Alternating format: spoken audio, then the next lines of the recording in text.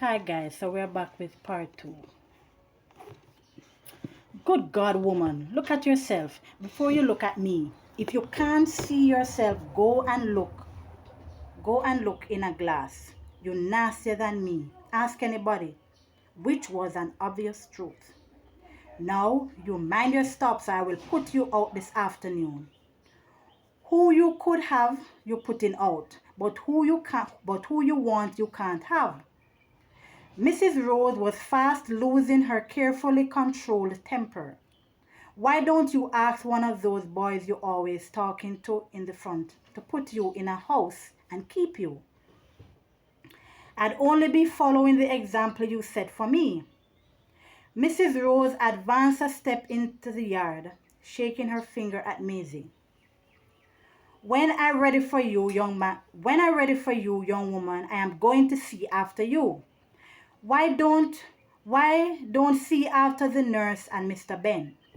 They do you worse than me. And to beside woman, said Maisie, changing from her calm and speaking without passion, but with a deliberately assumed pretense of mere irritation. The days of slavery past. My tongue is my own to say what I like. She walked from the mango tree towards the center of the yard. I'm not going to let an old blowhard like you frighten me. You always, you always to put me out. After all, people is not dog. Let me see you put me out. I'm Maisie. She was in the center of the yard now, ankle deep in muddy water. I Maisie stand up here and say that after all that talk, after all, excuse me guys, let me read that back. I Maisie stand up here and say that after all that talk you talk, Mr. Ben, after all that talk you talk, Mr. Ben come up here and make a fool of you again. He live with you and fool you again and gone. I know you will deny it, but I see with these eyes, I see. Mrs. Rose sped from the kitchen and seized her by the shoulders. But Maisie was awaiting the charge. She held on also, and the two of them swayed in the slippery yard.